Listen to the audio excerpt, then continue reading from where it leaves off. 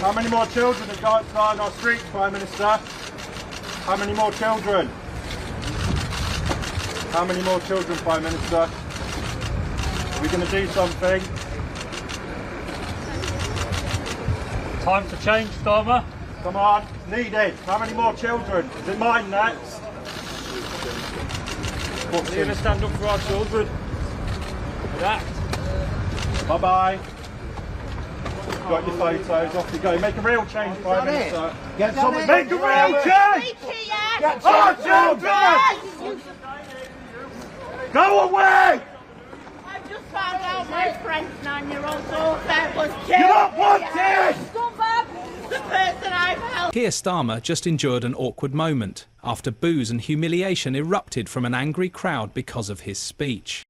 It was a speech meant to rally support, but instead it sparked outrage of monumental proportions. The ceasefire is very welcome. It'll be a huge relief to hostages and their families who've been through most awful of times. It's really important they're released just as quickly as possible. It'll be released for the very many Palestinians who've suffered hugely as well, and this must be used to get desperately needed aid in at scale and at speed. But it must also, and I've been talking to regional leaders about this, be used obviously to get through the various stages, but also as a path to a lasting peace, which has to be a two-state solution, a viable Palestinian state and a safe and secure Israel. So we're working with those in the region and our allies to make sure that this welcome news is enduring news, and we'll be putting all of our efforts into that. The question is, what did he say that turned cheers to jeers from a supposedly gentle crowd? Let's break it down. The charges that a defendant is accused of when he goes into court, that will prejudice his or her case. That's what he's saying. That we mustn't know charges against defendants because they can prejudice a trial. The utter absurdity of that is off the scale. He's lying, Kevin. And he's lied throughout this whole case. And I never used to think this, but I genuinely believe that there will be a real outpouring of anger and possibly violence as a consequence of the way in which we are continually lied to by people like Starmer and by the Merseyside police, as it. So Keir Starmer was the man meant to fix the Labour Party. He was the pride of Labour, but those glory days seem like a million years ago. It is like watching a top player completely lose their edge, which made them champions. So I call again for restraint and de-escalation at the border between Lebanon and Israel. Again, all parties to pull back from the brink. I call again for an immediate ceasefire in Gaza, the return of the sausages, the hostages, and a recommitment to the two-state solution. A recognised Palestinian state alongside a safe and secure Israel. Keir Starmer arrived in Southport expecting a warm welcome. Why not? He was the Labour leader after all, and Southport is a Labour stronghold. However, he got a reality check he never saw coming. Now you, the British people, are being gaslit. You are being lied to. While the people always sensed there was something unusual about the Southport atrocities ever since that fateful day, the authorities have hid behind legal processes and bureaucracies. Yesterday, Keir Starmer admitted that he knew the details about Axel Ruda-Cabana's background long before they came out. Check out this clip. Yes, I knew the details as they were emerging. That is the usual practice in a case such as this.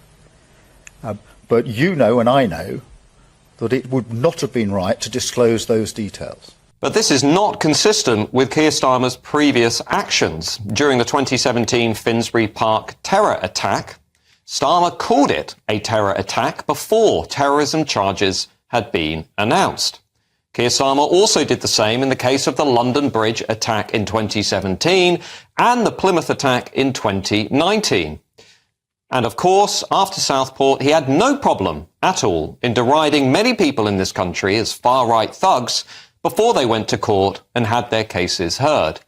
Yesterday, he appealed to contempt of court laws for not releasing the information about Southport earlier. Check it out. Are not just my choices, though it is a choice I would make, it is also the law of the land. That is why I couldn't disclose the details.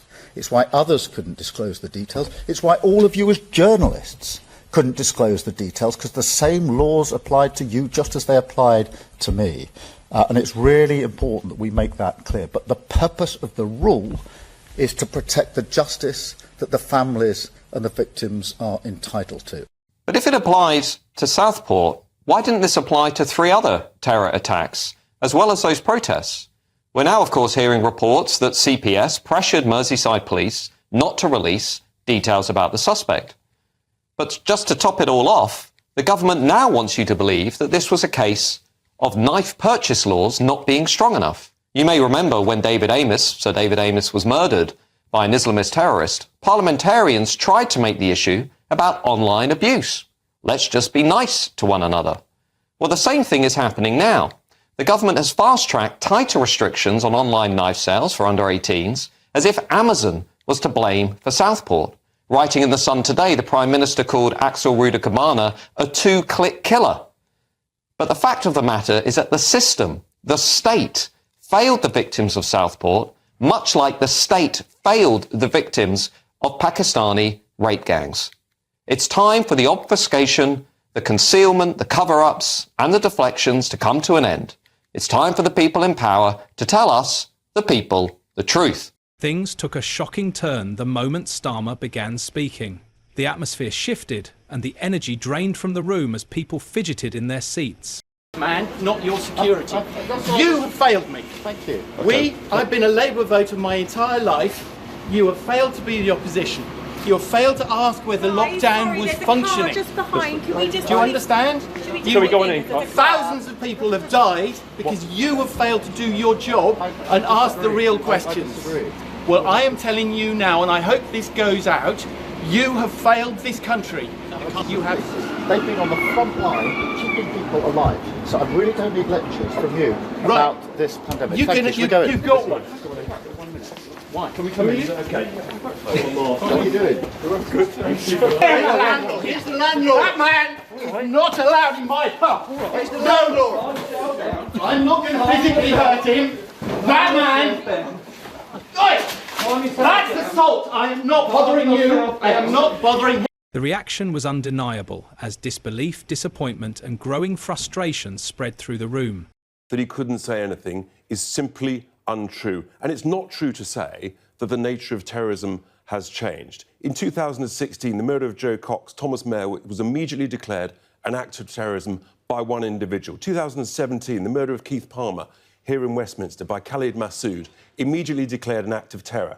August 18 car attack outside Westminster, immediately declared an act of terror by one individual. December 18, Murray Mohammed stabbing 3 people in Manchester Airport, an act of terror declared immediately by one individual. What's happened here is that the Prime Minister and the Home Secretary, as he admitted this morning, knew within hours what was going on. He will have known about the background of this individual. They've made the deliberate judgment. But this wasn't the first Labour event in Southport. When Jeremy Corbyn led the party, the crowd hung on his every word. However, things took a different route this time. Starmer held the leadership of the party. I've never done this before, but I am so angry. With Keir Starmer?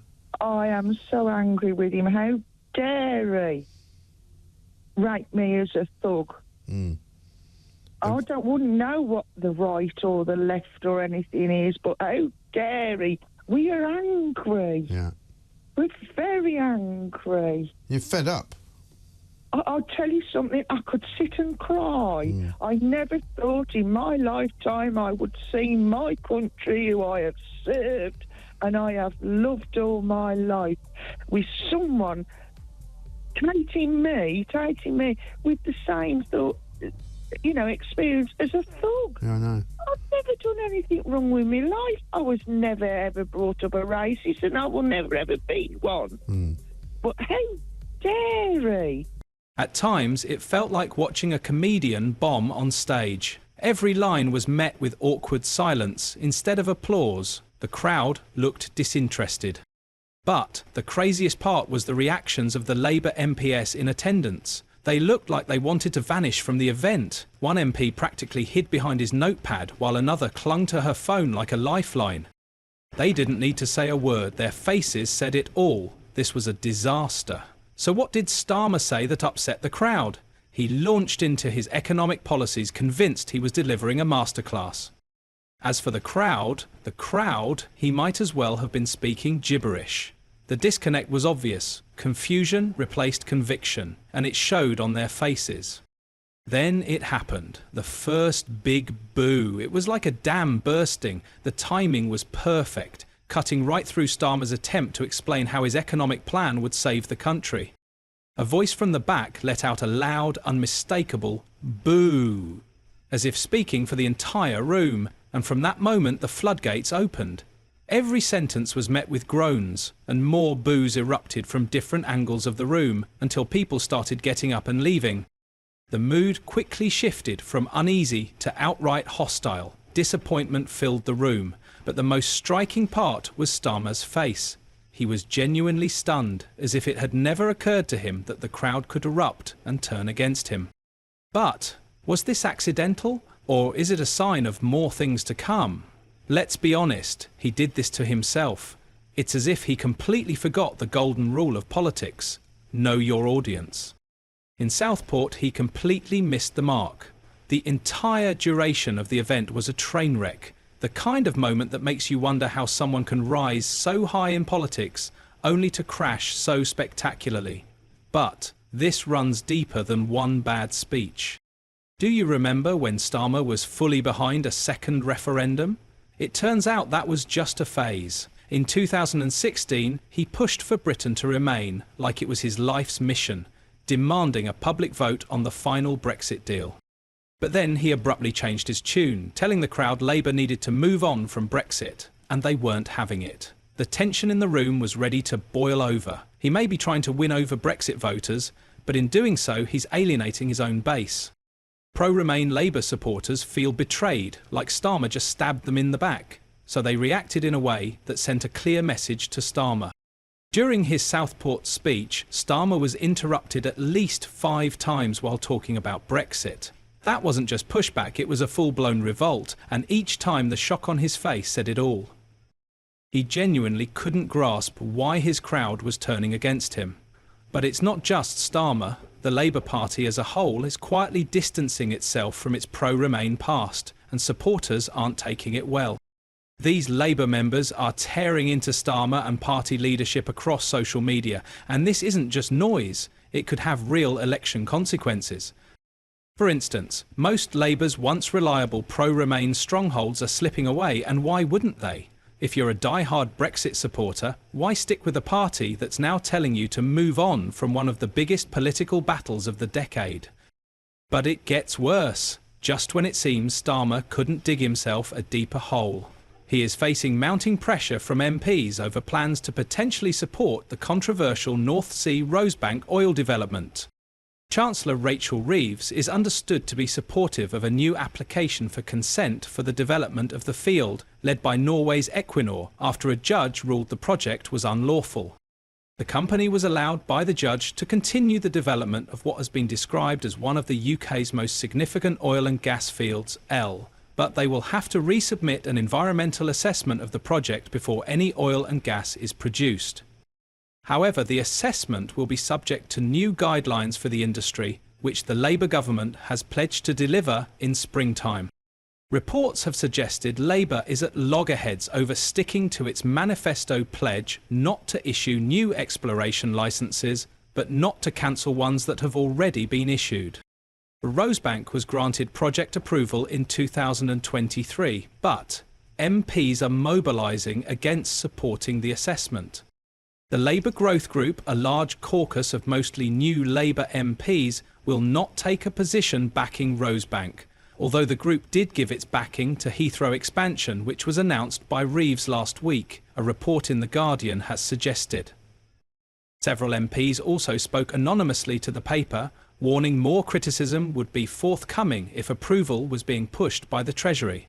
We all know that there are pensioners who are turning off the heating because they're worried about how they're going to pay the bills. You've got mums and dads skipping meals because they want to ensure that their children get 3 proper meals a day. And you've got working families who thought they were doing all right, but are now worried about how they're going to pay for a new school uniform or any additional expenses. So it is welcome that the government have finally come to their senses and adopted Labour's policy for a windfall tax. Meanwhile, chairs of several all-party parliamentary groups focusing on climate change, renewable energy and net zero, including Luke Murphy, Polly Billington and Alex Sobel, signed a letter published in The Times suggesting that doubling down on fossil fuels locks the UK into a declining sector.